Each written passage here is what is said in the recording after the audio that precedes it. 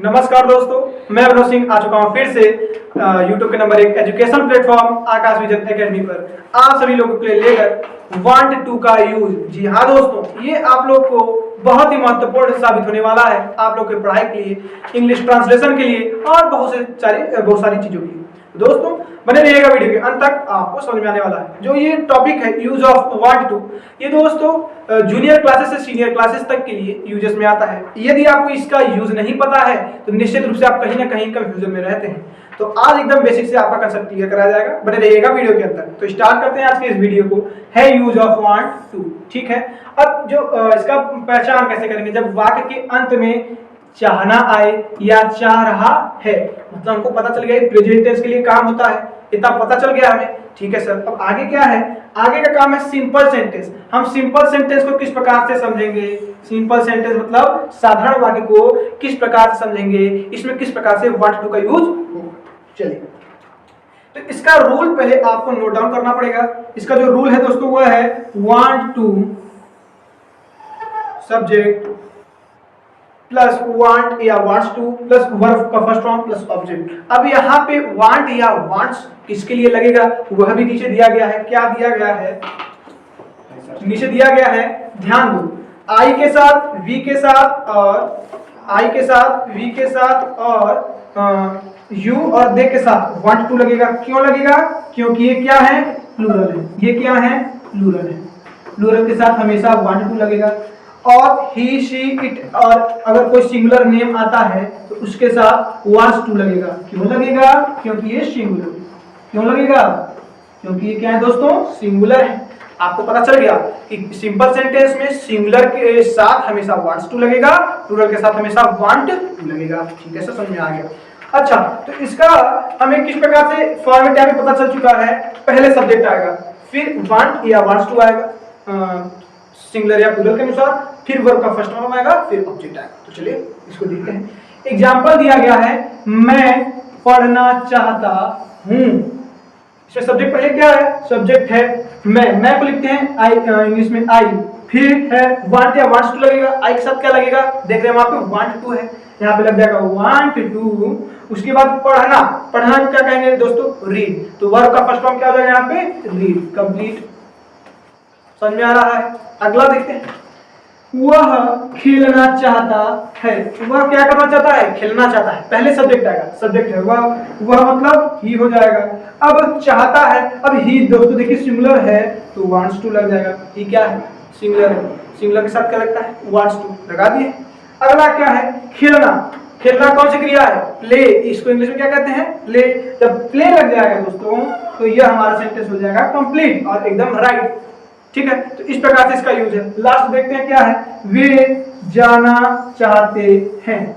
अब यहाँ पे सब्जेक्ट है दे, मतलब वे को जब इंग्लिश में बोलेंगे तो हम लोग बोलते हैं दे। उसके बाद क्या है दोस्तों? वांट या वांट्स टू। अब दे आप लोगों को प्लूरल समझ आ रहा है। दे मतलब वे, वे का मतलब बहुत सारे लोग हो सकते हैं, दो भी हो सकते हैं, दो से अधिक भी हो सकते हैं। तो जहां एक से अधिक हुआ वो प्लूरल में आ जाएगा। जहां प्लूरल में आया तुरंत हम लोग क्या लगाते हैं? वांट टू लगाते हैं। उसके बाद जाना, जाना को जाना भी क्रिया, जाना को इंग्लिश में कहते हैं गो। क्या कहते हैं? गो। वो लग गया यहाँ पे कंप्लीट सेंटेंस। इजी है कि नहीं है? बहुत इजी है, बस कंसेप्ट क्लियर करते हुए चलिएगा। अगले सेंटेंस की तरफ हम लोग बढ़ते हैं। अगला सेंटेंस है दोस्तों हम लोग का, यहाँ पे आ जाएगा अगला सेंटेंस है नेगेटिव सेंटेंस। क्या है? नेगेटिव सेंटेंस मतलब नकारात्मक वाक्य के लिए वांट्स या वांट टू का यूज किस प्रकार होगा। यहाँ पे देखते हैं नकारात्मक वाक्य में रूल क्या है। रूल है हमारा सब्जेक्ट प्लस डू। यहाँ पे इस प्रकार, इसको थोड़ा ध्यान रखिए।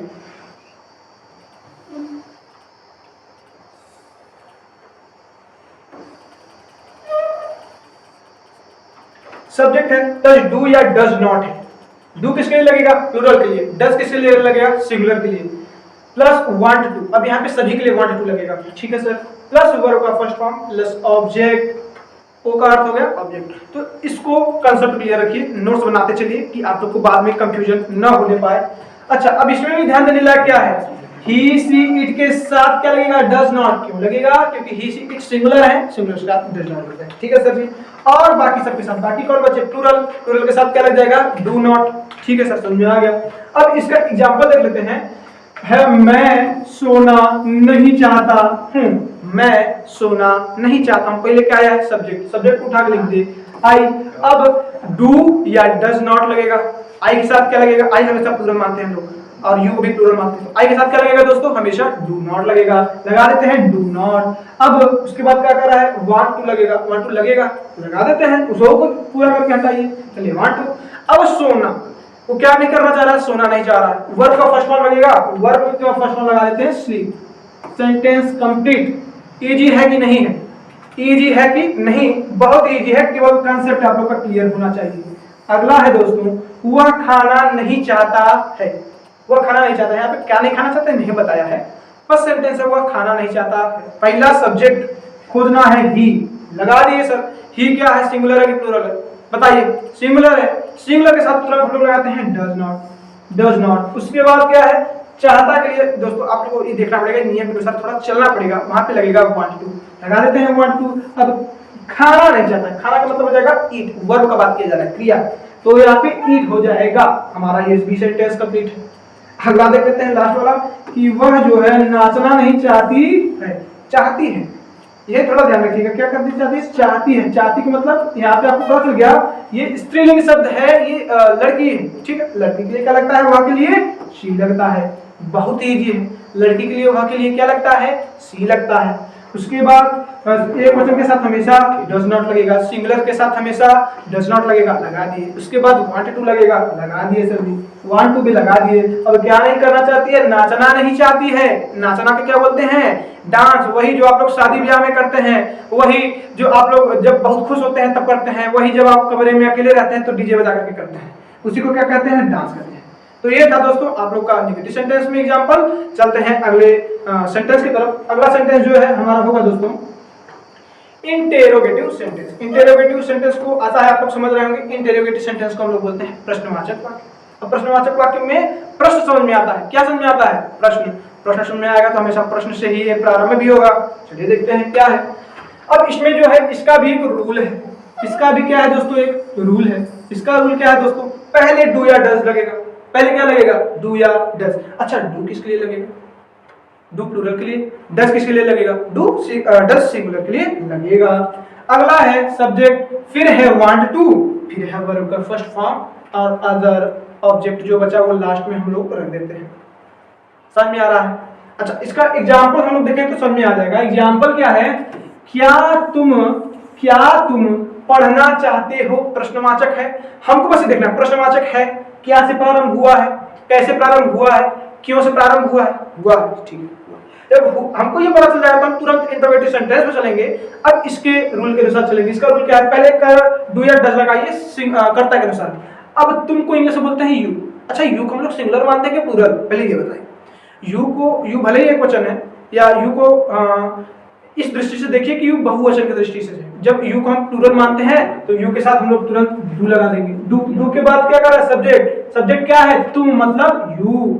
उसके बाद क्या कर रहा भैया, वांट टू चिपका दो, चिपका दिए, वांट टू लगा दिए भैया, वांट टू। अब क्या नहीं करना चाहते हो, पढ़ना, लास्ट में है वर्ब का फर्स्ट फॉर्म, लगा दीजिए रीड। समझ में आया, इतना इजी था, इतना इजी था, बहुत इजी है। दूसरा है क्या वह जाना चाहता है। अब क्या वह जाना चाहता है, अब इसमें भी प्रश्नवाचक आ गया, प्रश्नवाचक जहां आ जाएगा अब वह देखेंगे वह सिंगुलर है कि प्लूरल। वह क्या है दोस्तों, सिंगुलर है, सिंगुलर के लिए क्या लग जाएगा, तुरंत लगाइए डज, डज लगा दिया हमने। अब उसके लिए वहां के लिए भी लग गया। अब ही के बाद आप लोग को पता है सब्जेक्ट के बाद क्या लगेगा, वांट टू लगेगा, लगा दिया सर जी वांट टू। अब क्या नहीं कहा, क्या करना चाहता है, जाना, क्या करना चाहता है, जाना चाहता है, जाना को इंग्लिश में बोलेंगे हम लोग गो, क्या बोलेंगे दोस्तों, गो बोलेंगे। यहाँ पे हमारा ये सेंटेंस भी कंप्लीट होता है। बेसिक कंसेप्ट करके फॉर्मूले से एकदम बेसिक कंसेप्ट क्लियर करते हुए हम लोग चलेंगे और लास्ट सेंटेंस की तरफ चलते हैं। है क्या वे खेलना चाहते हैं, क्या वे खेलना चाहते हैं, ये भी प्रश्नवाचक है, एकदम प्रश्नवाचक है। जब प्रश्नवाचक हो जाएगा देखेंगे कि क्या वे खेलना चाहते हैं प्लूरल है कि सिंगुलर, वे क्या है, सिंगुलर है कि प्लूरल, वे हमेशा से प्लूरल हो जाएगा क्योंकि वहां पे बहुत सारे लोग हो सकते हैं वे। अच्छा जब प्लूरल हो जाएगा तो डू लगाएंगे और वे के लिए दे लगाएंगे, इतना तो हमें पता था सर। उसके बाद क्या है, वांट टू है, वांट टू लगा देते हैं। अब क्या करना चाहते हैं, खेलना चाहते हैं, खेलने के इंग्लिश में क्या करते हैं थोड़ा बताइए, प्ले कहते हैं। क्या करते हैं? प्ले लिखते हैं हम लोग। जब प्ले लिखते हैं तो तुरंत हम लोग प्ले लिख देंगे, यहाँ पे सेंटेंस कंप्लीट हो जाता है। और एक चीज थोड़ा ये भी ध्यान रखिएगा कि इंटरोगेटिव सेंटेंस में अगर इंटरोगेटिव के साथ साथ निगेटिव भी आ जाता है तो वर्ब के बगल में केवल नॉट को चिपकाना है। वर्ब के बगल में क्या चिपकाना है? नॉट चिपकाना है, काम खत्म।